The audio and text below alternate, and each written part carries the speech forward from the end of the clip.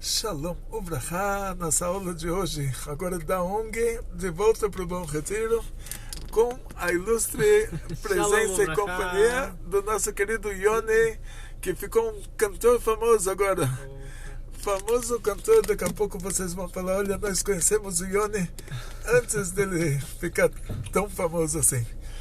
E o tema da nossa aula de hoje é qual seria a necessidade da Sefirat Omer, porque nós contamos a Sefirá e cada dia não perdemos a Sefirá do dia,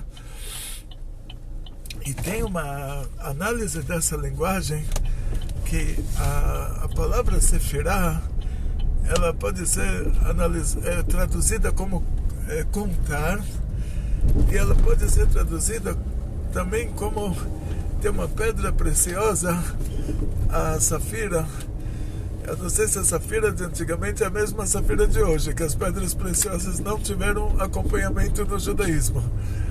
Mas essa pedra preciosa, a linguagem sefirá, ela vem te indicar que você está lapidando uma pedra preciosa, vamos dizer assim. Nossos sábios, eles analisam a linguagem da sefirá de várias formas.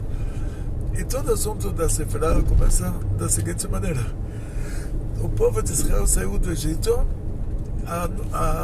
o dia da saída do Egito, nós saímos do Egito, mas levamos o Egito com a gente. Ou seja, saímos da cultura do Egito, mas levamos essa cultura dentro do nosso sentimento, dentro da nossa cabeça. Se compara uma pessoa que ele sai da idolatria, mas ele leva a mentalidade da idolatria junto com ele.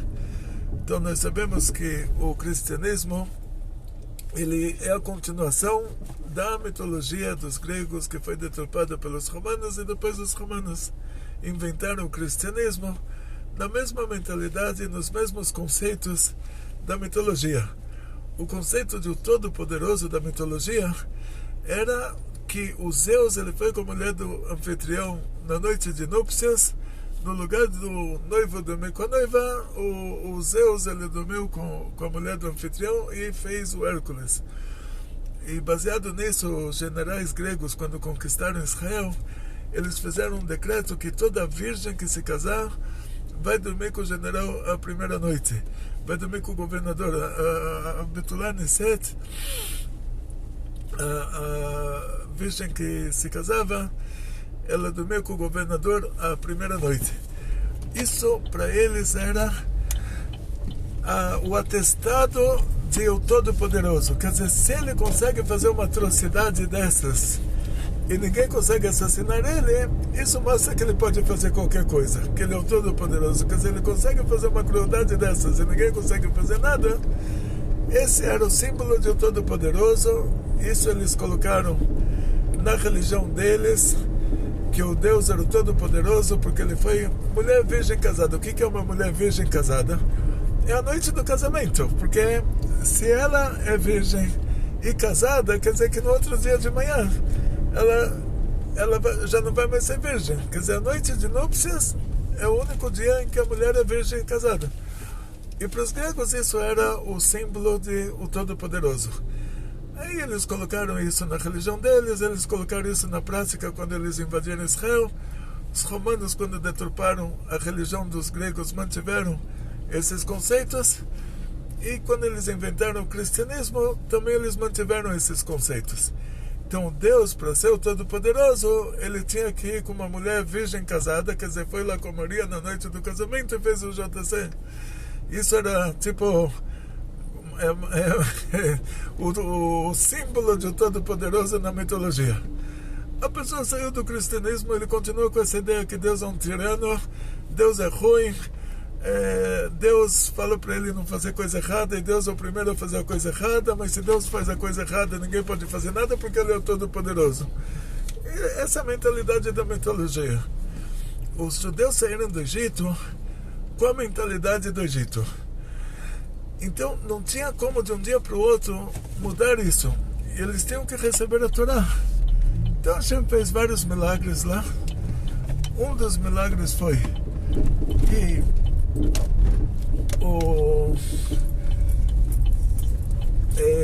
só um instantinho que a gente está agora, graças a Deus,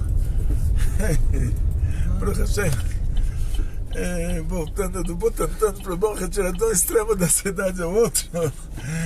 Um dos milagres foi a abertura do Mar Vermelho. Essa abertura do Mar Vermelho, ela aconteceu de uma maneira muito interessante. Ela foi o cúmulo da saída do Egito. Lá foram os dois extremos, a revelação do Keter, os dois extremos que aconteceram simultaneamente, um ajudando o outro, foi o caso da abertura do Mar Vermelho, que ao mesmo tempo que ela foi um milagre para nós, ela foi uma tragédia para o exército egípcio que estava nos perseguindo para nos trazer de volta para a escravidão. O mar se abriu, os judeus entraram, levando em conta que era um povo inteiro, então muitas mulheres grávidas com nenês, não tinha como. O mar, ele é montanha, ele vai descendo, descendo, descendo, depois ele sobe, sobe, sobe, então não tinha como enfrentar essas descidas. Hashem fez um milagre, que aonde o mar se abriu do lado de cada tribo que estava acampada na praia do lado do Mar Vermelho, e porque se eles entrassem em fila indiana, os egípcios alcançariam eles. Então cada tribo teve um túnel dela, e tinha que ser um túnel, porque se fosse por fora, se fosse um vento tão forte que abrisse o mar por causa da força do vento, as pessoas voariam também. Seria um ciclone, não sei como chama isso. Então, na prática, a história continua da seguinte maneira: se você pega a distância entre a praia onde aconteceu a abertura do Mar Vermelho e a península do Sinai, para essas mulheres grávidas com crianças pequenas andarem até lá, vai levar muito tempo. Então, a abertura do Mar Vermelho foi durante uma noite, 12 horas, vamos dizer assim. O povo de Israel simplesmente, dizem nossos sábios, eles viram o mar se abrir na altura deles, sem precisar descer degraus. Se formou uma estrada, a água continuou sendo água, mas você podia andar em cima dela. Eles viam como se fosse no aquário, eles viam os egípcios afundando, e a água continuou sendo água, e para eles era uma muralha, para os egípcios continuava a água normal. Ou seja, os egípcios que estavam afundando lá não tinham como enfiar o dedo para atravessar para o outro lado. Foi um milagre sobrenatural. Só que esse milagre sobrenatural aconteceu dessa maneira, que eles entraram por um lado e eles deram uma meia volta e voltaram para o mesmo lado. Eles não atravessaram até a península do Sinai, que aí levaria semanas. O mar se fechou sobre os egípcios, os judeus receberam na praia os cadáveres dos animais dos egípcios. Os egípcios colocavam joias nos cavalos de guerra. Os judeus pegaram as joias, ficaram muito ricos, continuaram a viagem de volta dentro do Egito, até chegarem no lugar que hoje é o canal de Suez, mas naquela época não tinha o canal, então dava para atravessar lá a pé, e de lá eles continuaram a viagem. Tudo isso é saída de 3 dias, essa volta de mais 3 dias, até o ponto de partida. A travessia do canal do Suez sem canal, o Suez antes do canal. E tudo isso até chegar no Monte Sinai levou 49 dias. E mulheres grávidas e crianças pequenas andando. Então imagina o ritmo dessa viagem. Então isso quer dizer que o Monte Sinai verdadeiro não é o Monte Sinai do Ministério de Turismo de Israel. Aquele Monte Sinai foi escolhido pela mãe de um imperador do Império Bizântico, que ela era antissemita, ela queria apagar qualquer vestígio judaico da Terra Santa. Ela pediu para fazer o lugar do Kotel, o lugar do muro do Monte do Templo, fazer aquilo, o depósito de lixo da cidade, para esconder aquele lugar.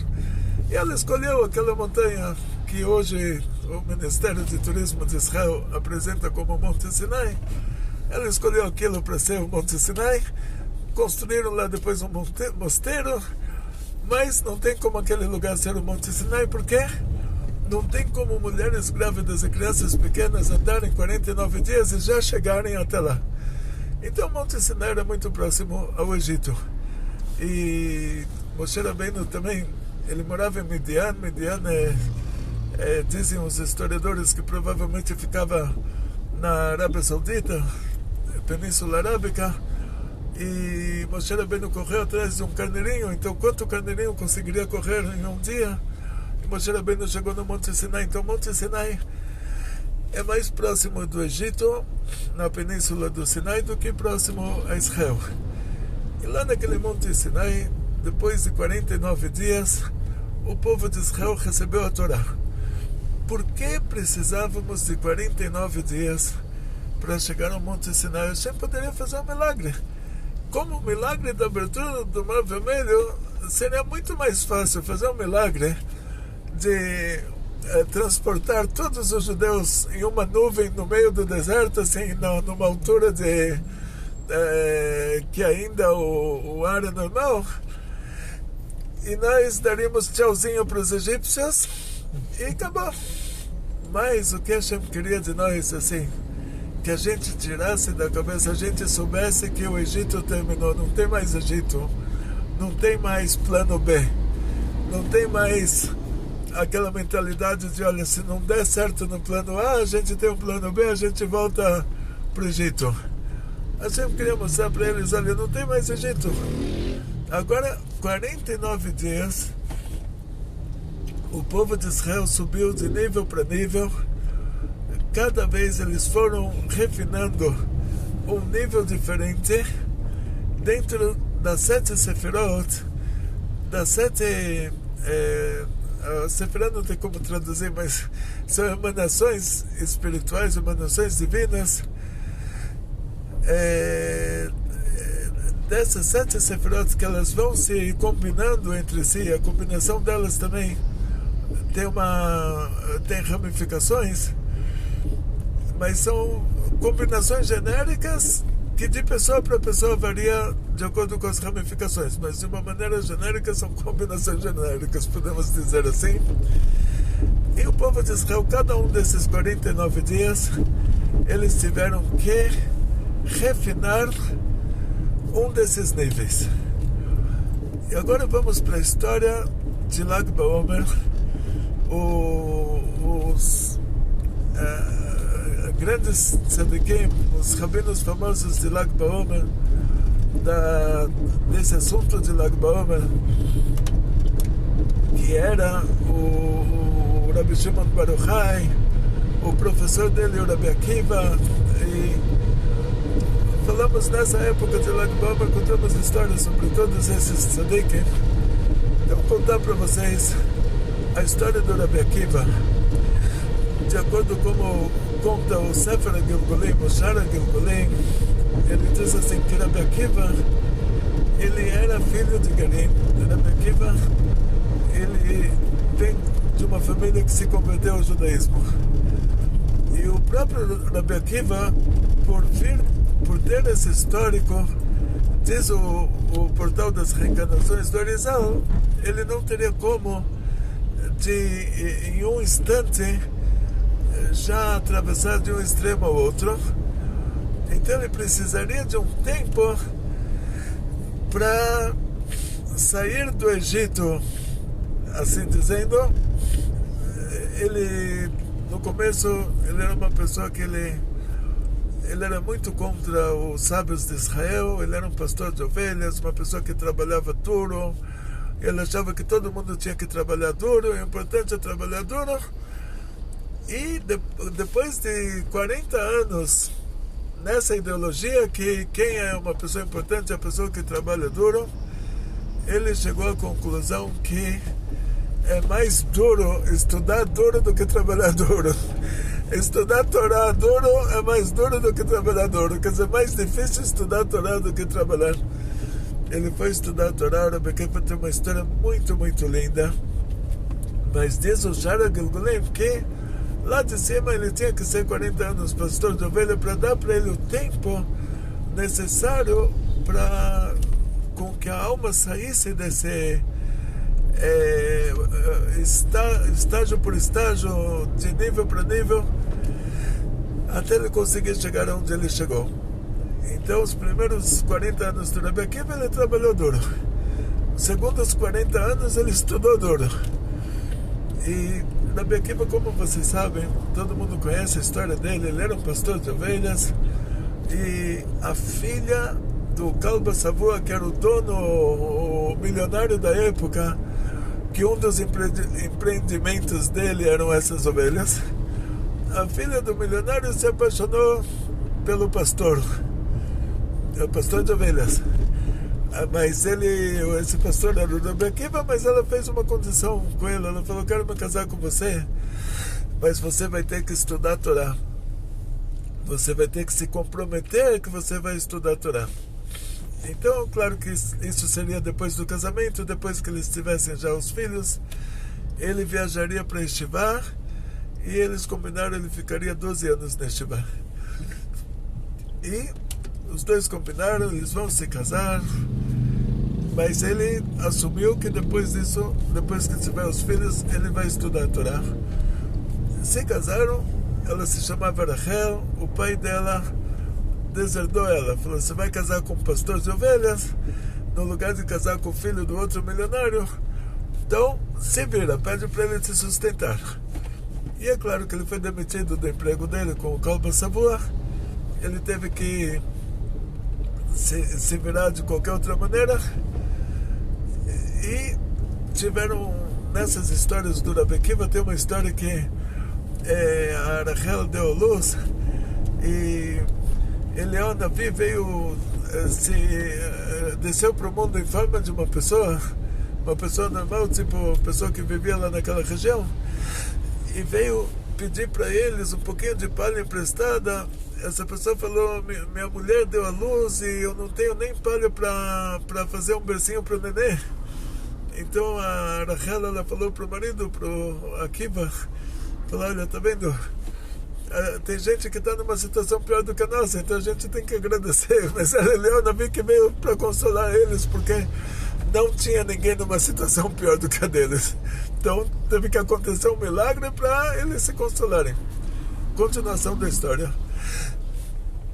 Isso que é a coisa mais interessante. O Rabbi Akiva, ele viu uma pedra que era uma bica, assim. Tinha uma goteira na pedra e um burro bebendo água. Essa é muito boa para você. A gente estava falando sobre os burros. Contei que na Cisjordânia, onde eu morava, em Nachliel, eu comprei casa lá, tudo. Eu morava, era um pico de montanha, né? O Nachliel, vocês podem estar no mapa, tudo, né? Não é como a cidade que você procurou hoje. Então, o Nachliel é um assentamento na Cisjordânia, e eu desci uma montanha que era do Neve Tzuf, que era outro assentamento no outro pico de montanha. Descia, passava por um vade. O vade é tipo um rio assim, que às vezes funciona, às vezes não funciona. Eu passava pelo vade e subia de novo a montanha. A gente tentava fazer isso muito rápido, porque se um árabe te dava um tiro, te metralhava lá embaixo do vade, aí a gente não tinha quem socorresse. Então todo mundo fazia aquele caminho, fazia rápido também. Cheguei um dia, tinha um burro lá, aí a palavra burro que pshuta, né? O burro andou, ele viu o carro vindo, ele parou para ver o que era. Tive que dar uma brecada, quase que atropelei o burro. Aí o que eu vou fazer? Descer do carro, fiquei com medo. Estava com metralhadora, usa tudo, mas vai saber se tiver alguns árabes lá com algumas metralhadoras. Eu sou só um judeu com uma metralhadora. O que eu vou fazer? Então eu buzinei pro burro, mas buzinei muito. E ele ainda foi colocar a orelha dentro, colocou a orelha no motor do carro lá para ver de onde estava saindo esse barulho. Esse é o burro verdadeiro, né? O Yoni me perguntou se em todas as línguas a palavra burro quer dizer burro. Aí eu falei: quando você fala hamor em hebraico, aí o que é? Se era um xingamento. Se era um xingamento. Ele perguntou se falar que alguém é um burro é um xingamento em qualquer língua. Eu falei que Hamor em hebraico, você está falando que isso é o exemplo do burro. Rabbi Akiva viu um burro bebendo água. Ele viu que aquela fonte era uma goteira, aquela bica era uma goteira, que eram gotas de água na pedra. E aquela pedra ficou com um buraco de tantas gotas de água que caíram lá. Ficou um buraco na pedra. Mas na cabeça do burro que estava bebendo água não tinha buraco. E aí o Rabbi Akiva ele pensou, por que tem um buraco na pedra? Por que não tem um buraco na cabeça do burro? Porque a pedra estava focada. Ela estava parada embaixo da goteira. Então cada gotinha de água que batia fazia o seu trabalho lá, até que ficou um buraco na pedra. Enquanto que o burro ele ia com a cabeça para cá, para lá, para cá, para lá, para cá, para lá. Então não ficou buraco na cabeça do burro. Então o Rabbi Akiva entendeu a diferença entre uma pedra e um burro é essa, que a pedra ela é focada, então ela virou um receptáculo para água. E o burro não é focado, então ele não vira receptáculo para nada. Aí o Rabbi Akiva falou, agora eu vou me focar, então eu vou estudar a Torá, vou fazer como essa pedra, não vou sair da Torá. Ele foi para um jardim de infância, ele com certeza não tinha dinheiro para um professor particular, então ele foi para um jardim de infância, pediu para o Melamed aceitar ele, o Melamed aceitou, e essas histórias, a Gemara traz, são histórias muito espalhadas, e ele ficou com muita vergonha. Ele estava lá, uma pessoa de 40 anos, estudando com crianças pequenas, crianças de 5 anos, e quando ele chegou em casa, a mulher tinha uma surpresa para ele. Ela pegou o burro da vizinha emprestado e enfeitou o burro. E ela falou para ele, agora a gente vai passear com o burro enfeitado. Todo dia a gente vai passear com o burro enfeitado. O que vai acontecer? Primeiro dia todo mundo vai olhar. Segundo dia menos pessoas vão olhar. Terceiro dia todo mundo já se acostumou. Quarto dia ninguém vai olhar. O quinto dia já vão saber que esse burro é enfeitado. Já vão se conformar. Vão se conscientizar de que esse burro é um burro enfeitado. Então ela falou, a mesma coisa você. Primeiro dia todas as crianças vão dar risada. Todas as mães vão dar risada que tem lá um adulto estudando com as crianças. Segundo dia menos crianças vão dar risada. Menos mães vão dar risada. Terceiro dia já quase ninguém vai dar risada. Todo mundo vai se acostumar. O Rabbi Akiva era muito inteligente. Na hora que ele se focou, aí despertou aquela inteligência que ele tinha na teoria, vamos dizer assim. Muita gente é assim. Tem muita inteligência no potencial e só não coloca isso na prática porque está desfocado. Está para cá, para lá, como burro. E não se foca. E na hora que a pessoa se foca, de repente ela descobre que ela tinha um potencial que não tinha sido utilizado. Então esse foi o caso do Rabbi Akiva. Ele foi para Yeshiva e ele ficou 12 anos na Yeshiva. E depois de 12 anos, ele chega próximo à casa dele e ele vê a vizinha falando para a esposa, fala, olha, tá vendo? Seu marido foi aí 12 anos para Yeshiva, te deixou aqui com as crianças cresceram e como você faz uma coisa dessa, você deu permissão para ele 12 anos ficar estudando? E aí a Rachel, a esposa do Rabbi Akiva, ela respondeu para a vizinha, as duas deviam estar bem no grito lá. Ela falou, se ele me ouvisse, eu iria falar para ele ir mais 12 anos para Yeshiva. E ele ouviu. Aí e ele voltou, deu meia volta, ele nem se encontrou com ela. Ele mandou depois um recado da Yeshiva que ele voltou para mais 12 anos com autorização dela. Eu perguntei para o Rav Moshe Weber por que ele não entrou em casa para tomar um cafezinho. O Rav Moshe falou assim, na hora que ele ouviu que ela aconselhou ele a estudar mais 12 anos, e aí ele sabia que com isso ele se tornaria o maior sábio do mundo.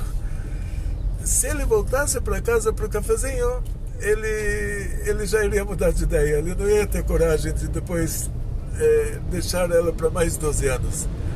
Então ele não voltou por causa disso, que ele não ia ser capaz de fazer isso.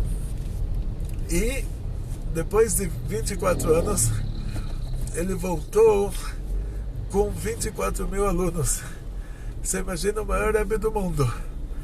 E quando eles chegaram na cidade dele, ela levou assim, ficou tão emocionada. Quando ela chegou próxima a ele, ela pulou nos pés dele assim, de tão emocionada que ela ficou. Aí os alunos queriam tirar ela, assim, pensaram que era uma mulher que estava muito, o fã clube, uma mulher muito emocionada, que está aqui o maior rabino do mundo. Aí ele falou, não, eu e vocês, tudo pertence a ela.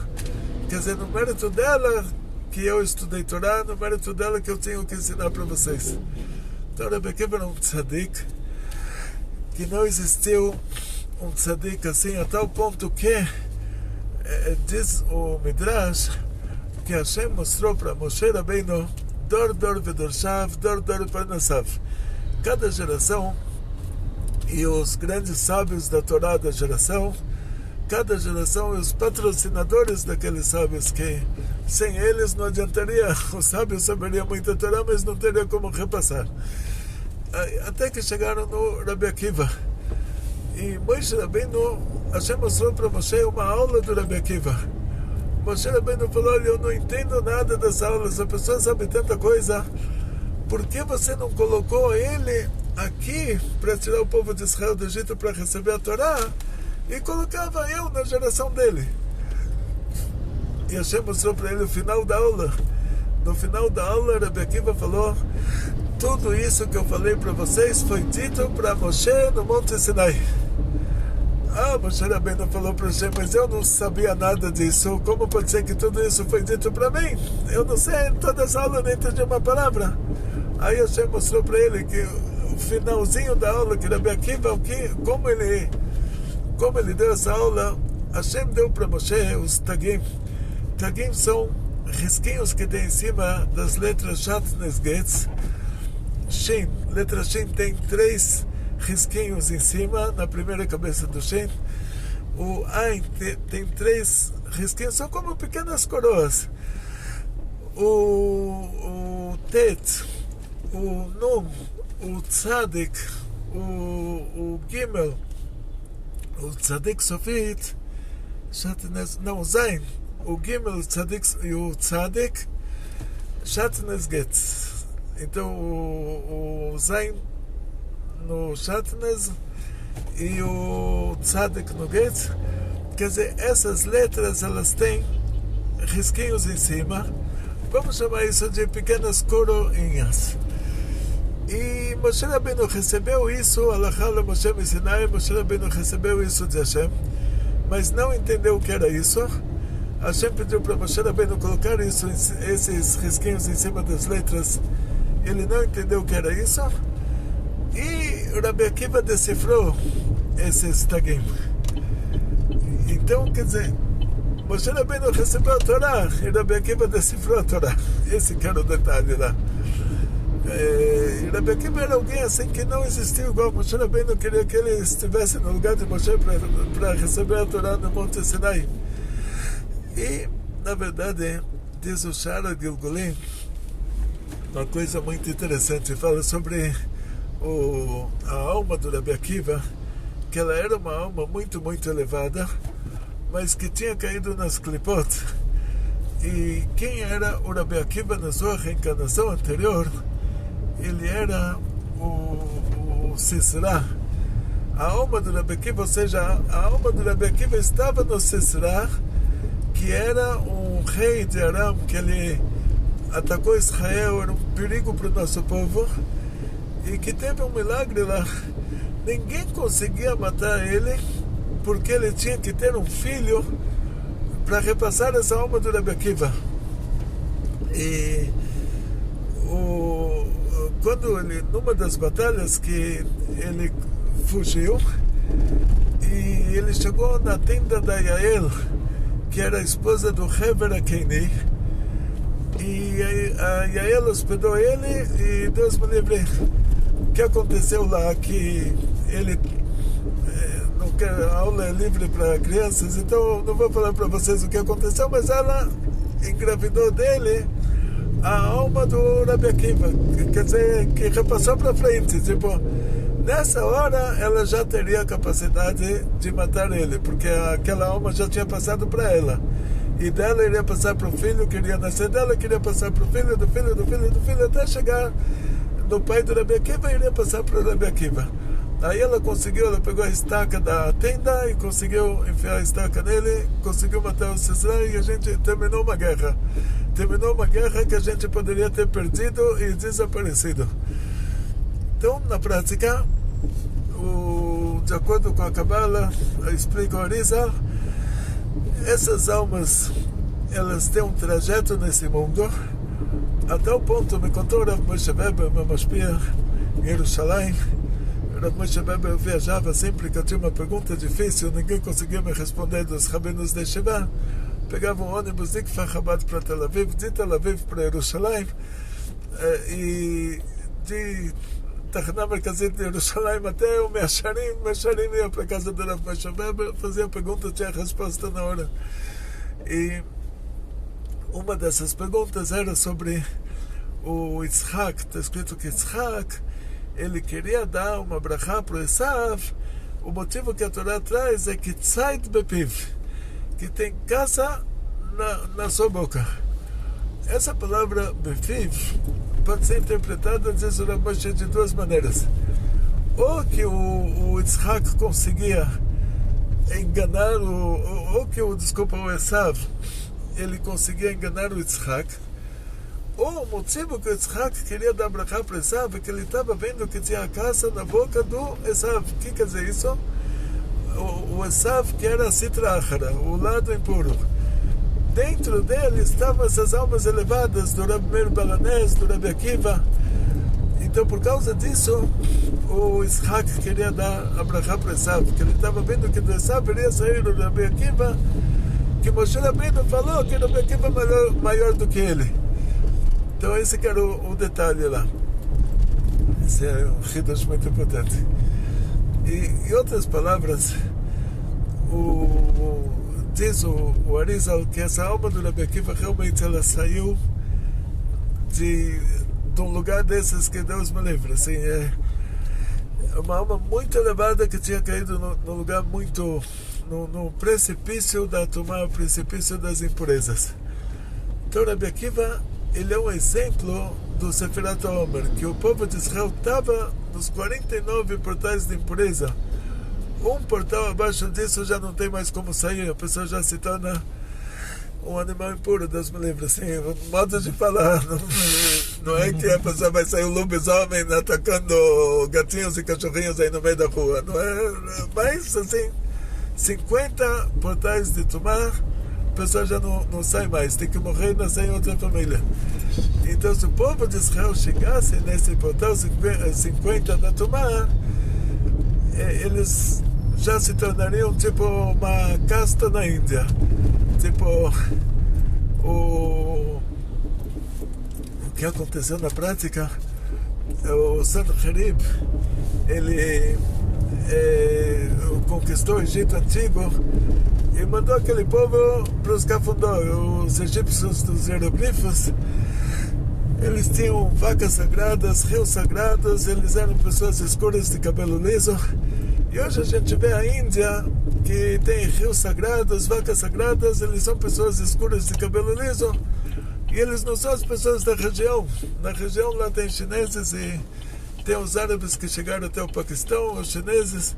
Então, como chegou um povo africano naquele lugar, então a gente entende que pode ser que o Sanherib levou aqueles egípcios antigos para a Índia. Então, se o nosso povo tivesse chegado aos 50 portais de Tumá, eles seriam, Deus me livre, uma casta na Índia. Tipo, a gente perderia o controle. Por isso diz a Haggadah de Pesach que se Hashem não tivesse tirado a gente do Egito, a gente estaria lá até hoje. Não quer dizer que a gente estaria no espaço geográfico deles, quer dizer que a gente nós nos tornaríamos parte daquele povo, que para onde aquele povo foi, a gente seria parte deles. Não teria mais como sair. Então imagina a pessoa lá na Índia mergulhando no rio Tietê, lá no Ganges, não sei como chama, Ganges é bom para Ganges, rio das Ganges, mergulhando lá no rio Tietê da Índia e achando que está se purificando e se enchendo lá de esgoto e rezando para a estátua, rezando lá para elefante e para ratos e vacas, e a gente seria parte daquilo. Então, na prática, a gente teve que tirar a gente do Egito antes, justificando isso, que teria que tirar a gente antes da hora, mas então teria que resolver o nosso apego a Tumá de alguma maneira.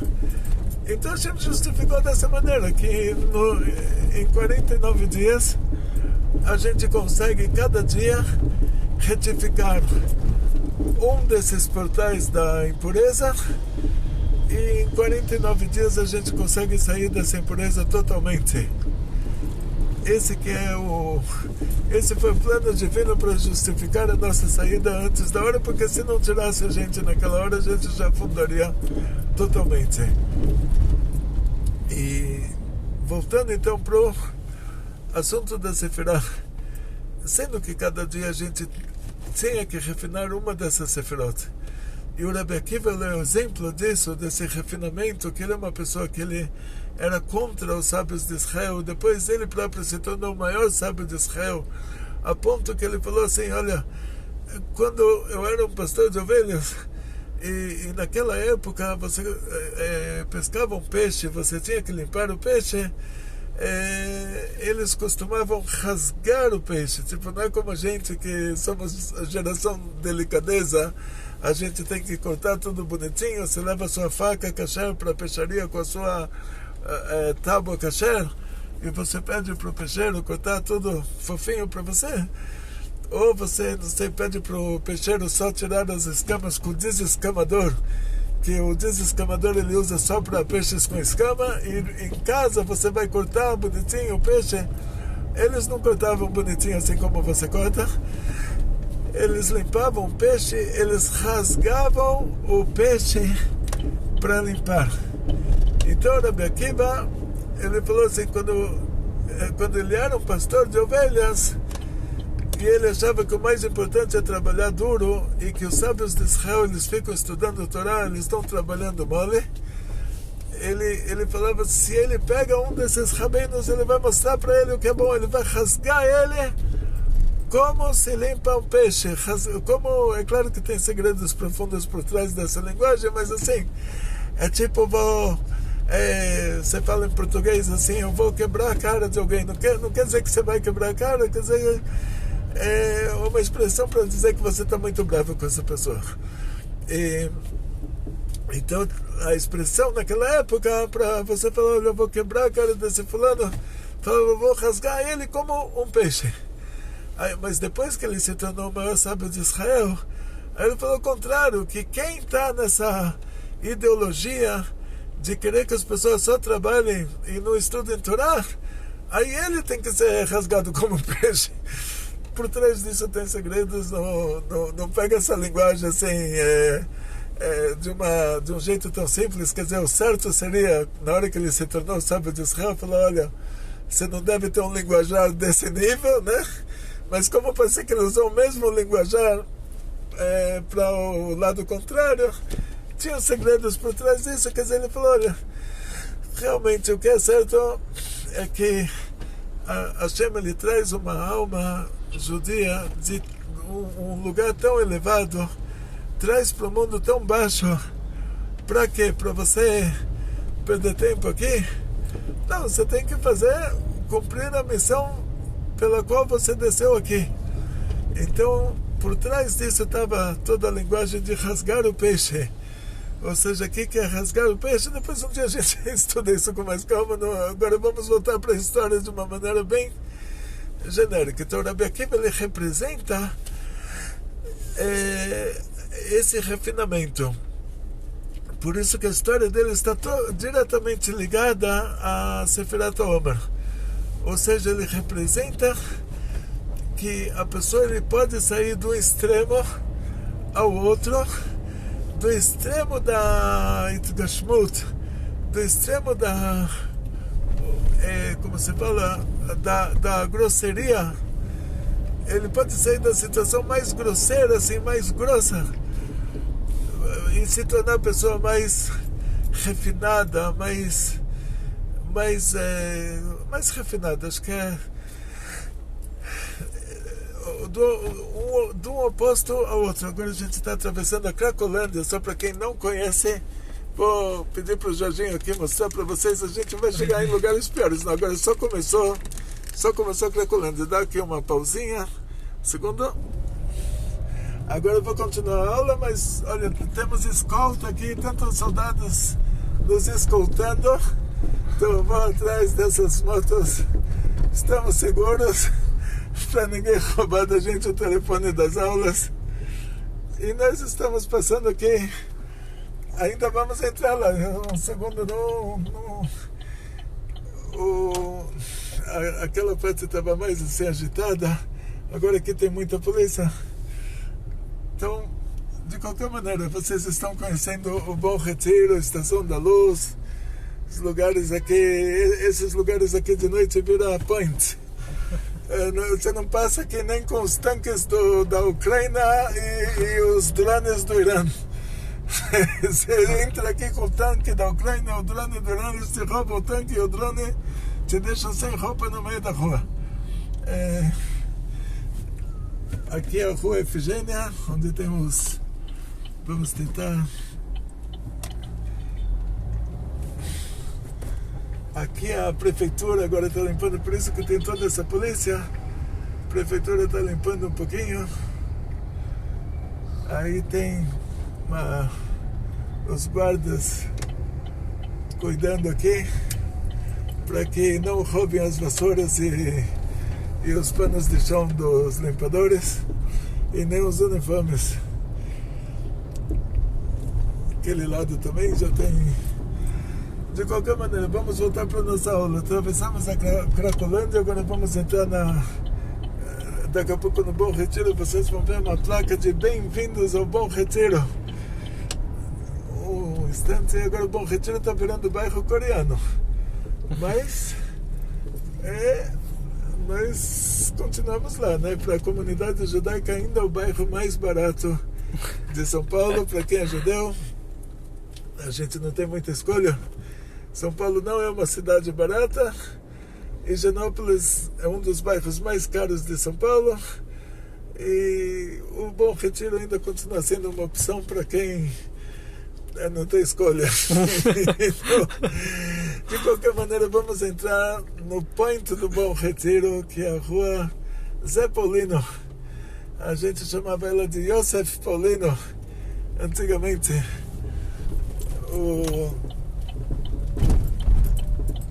Bem-vindo ao Bom Retiro. Tem a placa ou já roubaram? Não, ainda tem a placa. Bem-vindo ao Bom Retiro. Ainda não roubaram a placa, então tá bom. Estamos numa situação muito boa. Chegamos ao Bom Retiro. A placa ainda está aí por enquanto. E eles roubam os fios do semáforo, tipo coisas assim que eles conseguem vender mais rápido.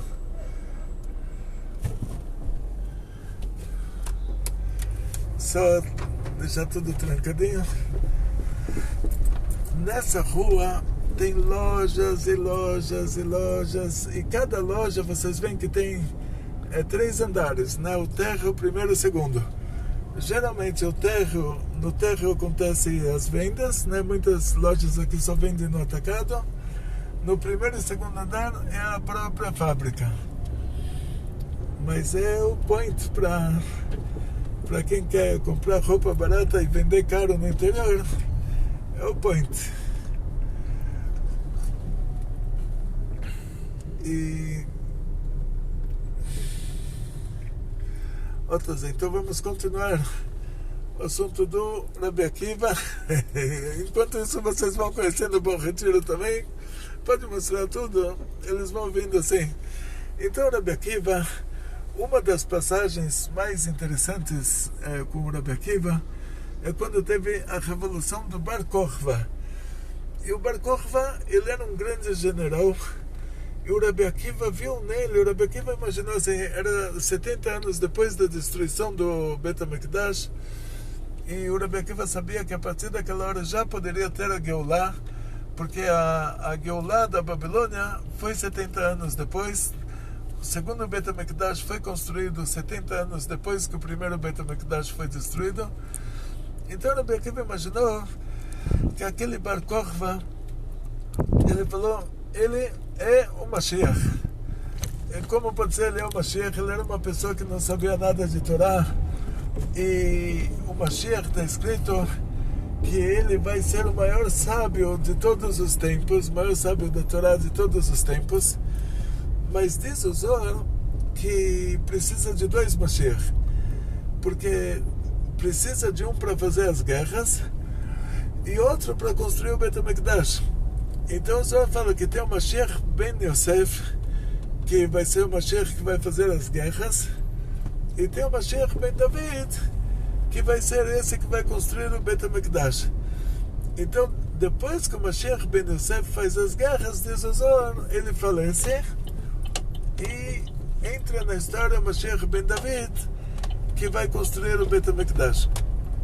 Então, Rabbi Akiva, ele imaginou que a Geulah já poderia ter começado. E ele falou, Bar Kokhba, pelo que ele está fazendo, ele está mostrando sinais de Mashiach Ben Yosef.